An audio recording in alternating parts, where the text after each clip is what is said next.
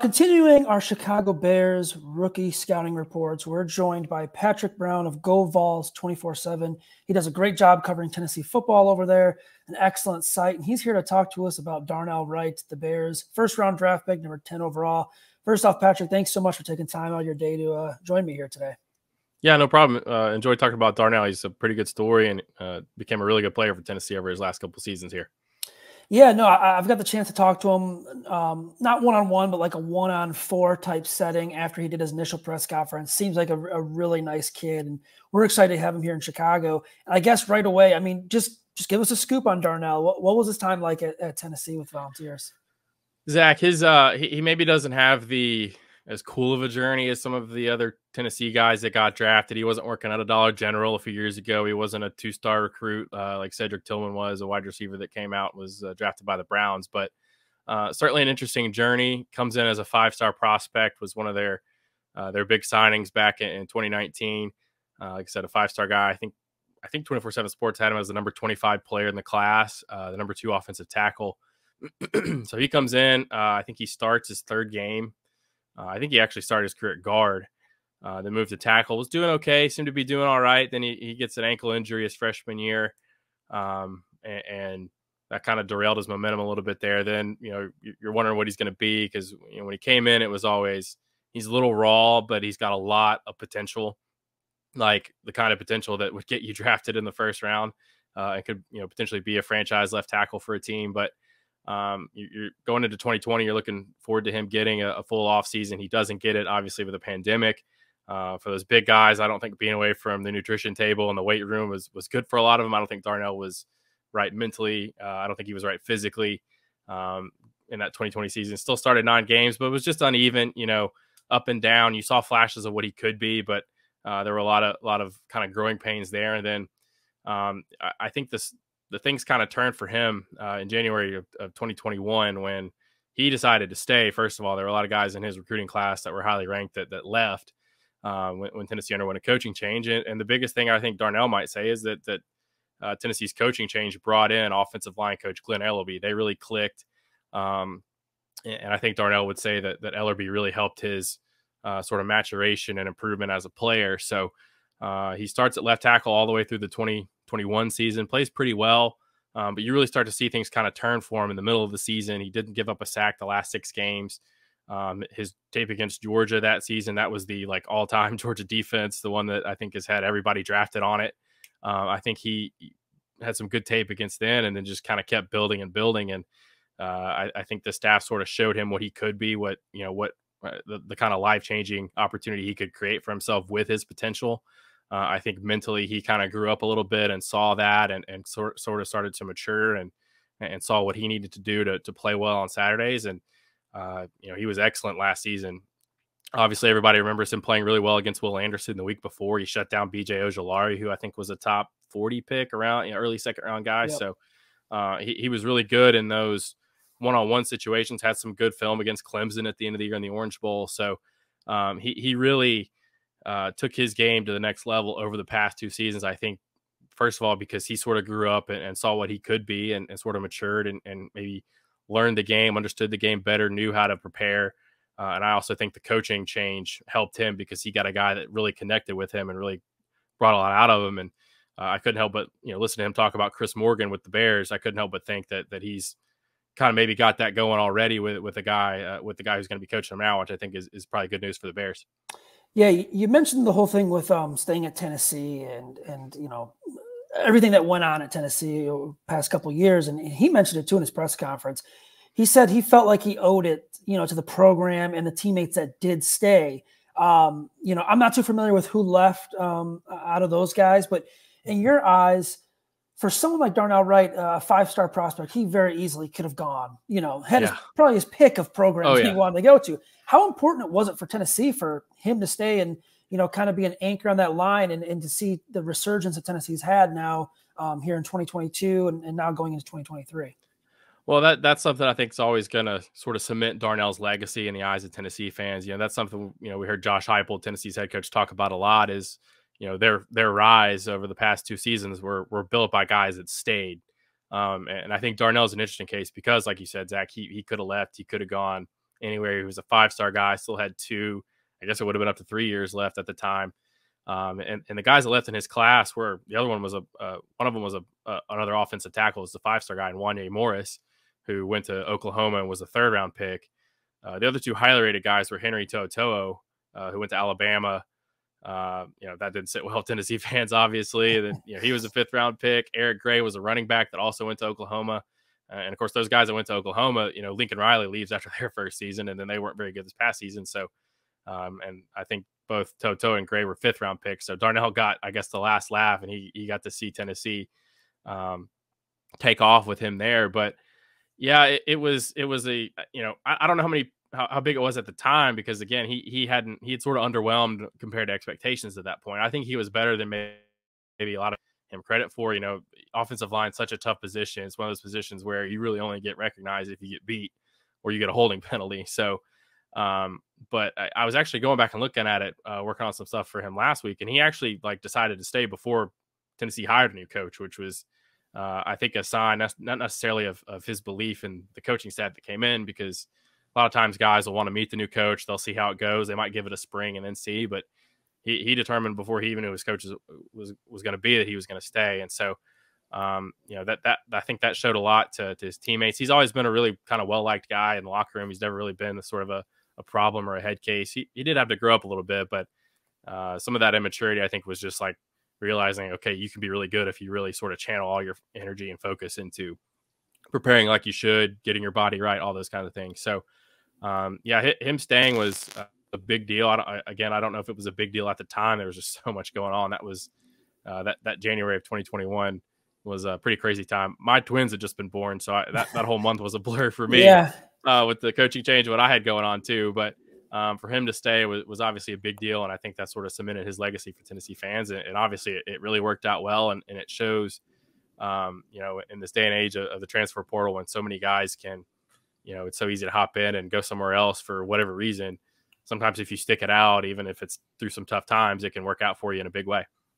Yeah, he said, there was no coaches and we had no guidance. So, him and the other players that stayed, they just had to kind of make their own schedules. And to me, that's tough. You're a college student, you Right. have no one encouraging you, no one motivating you to work out. I mean, that takes a lot of self, imposed. You have to have the will to do it. So that kind of impressed me about him. You talked the game film, and I've seen a lot of the tape. I've kind of gone back, and everyone brings up the Alabama one because of Will Anderson and how high he went. I don't know if you remember, there's a play in that game where it's his guy, I think he blocks his guy, then he kind of cuts inside and helps out, and he puts, I think it's Latham, just puts him on his ass, just comes over and just bullies him. Does he kind of play with that nasty, mean streak to him? Or is he, is it something where he has to turn it on? Or does it just kind of get going right there from the start? I think he's sort of developed that a little bit. He kind of gives off this gentle giant kind of vibe a little bit. And a lot of offensive linemen do that. I mean, they're not going to, stare you down in the, in a media conference or a press conference or whatever. And you bring that play up in Alabama. There's some plays in the Clemson game against Brian Bresee where he's, kind of giving them the business there a little bit at the end. But I think he sort of developed that a little bit. I don't know that Tennessee had to bring that out of him, but I think that was part of sort of the realizing how good he could be. He's I'm bigger and I'm stronger. I can hold up against a guy like Will Anderson. I'm fast enough to take on a speed guy like Ojulari. I think that was part of him sort of realizing what he could be. And he played next to a couple of guys that have a mean streak a little bit. Maybe they rubbed off on him. I think as offensive lineman, you have to have that. And so I think as he got better and maybe got more confidence in himself, you're able to kind of see the game slower, and that you've got your guy blocked and you can go chip on a teammate and take a guy out. So I think that sort of was part of his process of getting better to where he knew how to play the game and was confident in his own skills and could see what he could do. And I think maybe that started to come out a little bit more later in his career, where he kind of had that mean streak, that nastiness, that kind of pushing maybe the envelope a little bit. I don't think he ever got any personal foul, late hit penalties or anything like that. I think he drew one time. I don't know if you go back and find it. I think it was the Ball State game where he kind of flopped a little bit and drew a call on the other team with some sort of after the whistle kind of coming together. But he started, I think, do that a little bit more as he got later in his career and sort of understood what he could be and what he, kind of how to play the game, and his confidence sort of grew. Yeah, I asked that because, he did a radio interview here in Chicago, and one of the hosts asked him, are you kind of like that nasty guy where, you protect your quarterback, and, if someone hits your quarterback late, what's going to happen? And his answer was pretty refreshing. It was pretty much, we'll be in the parking lot. And that's to us in Chicago, that's important because we had a guy, Tevin Jenkins, drafted out of Oklahoma State a couple of years ago, and he plays, he's a mean guy on the field. And he stood up for Justin Fields after it was a late hit, and one of the veterans got in his face because he got a penalty. But that's what Chicago wants. They want someone to stick up for their quarterback. We have a running quarterback. We have a guy that's going to move out of the pocket. That's why I asked that. But blocking for Hendon Hooker, and also blocking, I'm blanking on the other quarterback's name from Joe Milton. Yes, Joe Milton. Big arm, man. I've seen him play. Right. I just forgot his name.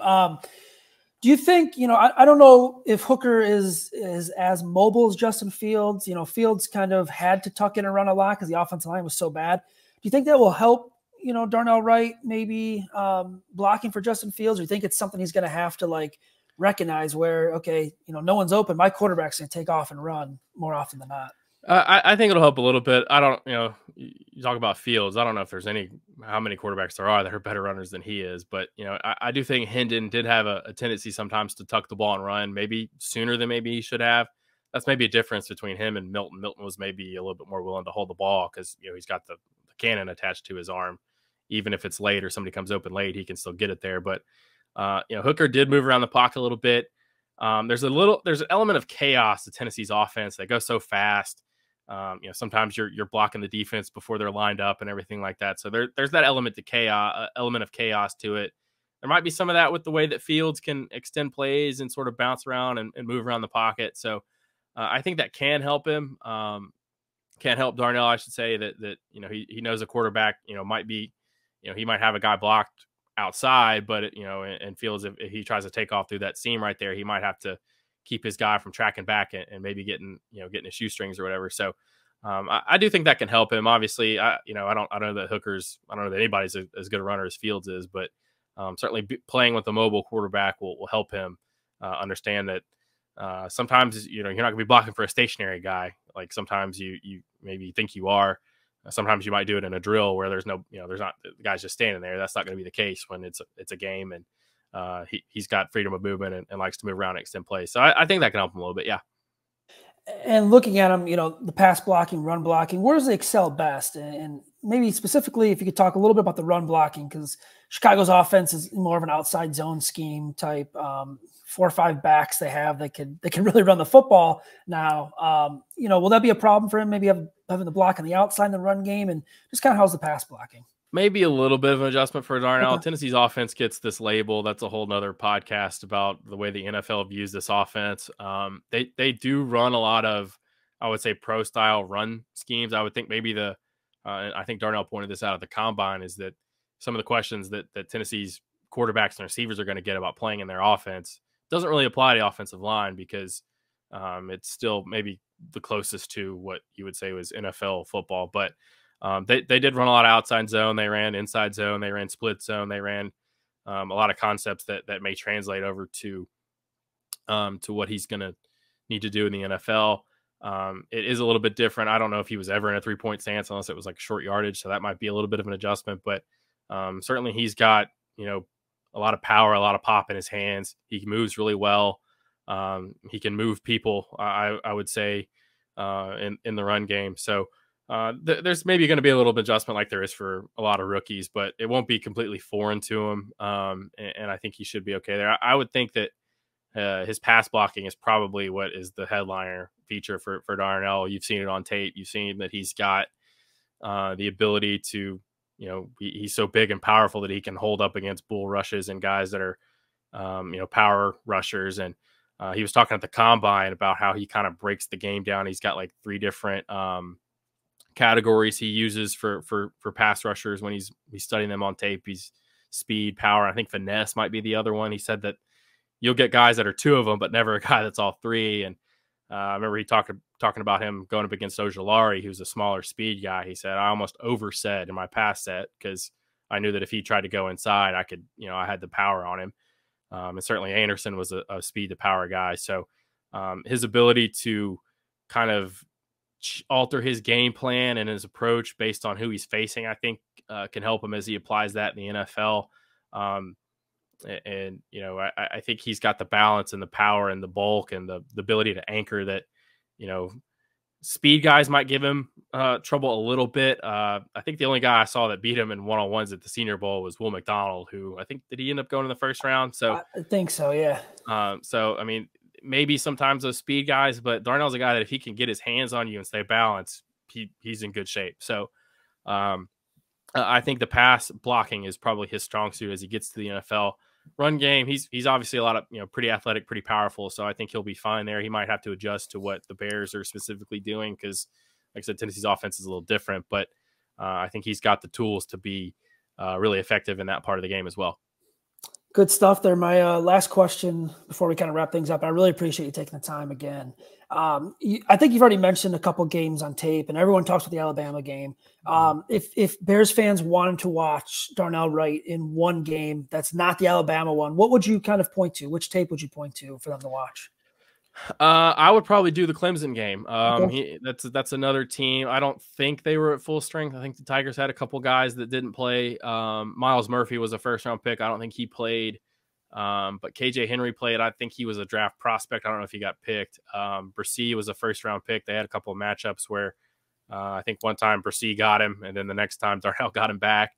I think there's a play where I think it's Darnell just clears out a guy, and it would have been a big run, but the quarterback kept it and tried to make a guy miss and got tackled for a loss. So you didn't really see it, but I would say that one in the LSU game. Obviously, LSU's always got a lot of defensive front talent. Ojulari was a high draft pick. I don't know how often they were matched up against each other, but Tennessee's offensive line played really well that day. I think they had over 200 yards rushing in that game, and obviously LSU's always got a lot of talent. So I would probably point to those two games just because of how he played, and also the way that Tennessee's offense played and the caliber of opponent that he went against that day. If they want to veer away from that Alabama game, which is going to be probably the main one, but yeah, those would be maybe the next two that I would pay attention to. And there's the Georgia game as well. I think Darnell did fine in that game. Tennessee's offense was pretty bad that day. Really couldn't get out of their own way sometimes. Georgia's talent had a lot to do with it, but Tennessee also made a bunch of mistakes in that game. But that's another game where I don't think he was like getting beat a lot or very, he didn't get beat a lot at all last season. So that would be another game that you could really see him against the best of the best and see how that projects to the NFL, where he's going to be going against the best of the best every week. Yep. Awesome. Thanks, Patrick. Where can everyone follow you on Twitter at, and where can everyone read your work? Yes. My Twitter is pbrown247. Our site is GoVols247. I think it's 247sports.com/Tennessee. I don't know. We've changed the URL a few times, but if you just Google Tennessee 24/7, I'm sure that would pop up, and all of my content is there. And you can probably see a lot of my work on Darnell if you just go to his profile page on 24/7. I've written a lot about him over the last few months, and it's funny, we didn't really get to talk to him a whole lot during his career. I think he did maybe one interview during his whole career, but I did get him in the locker room after the Orange Bowl. I was pretty proud of that because he was like one of the last guys there.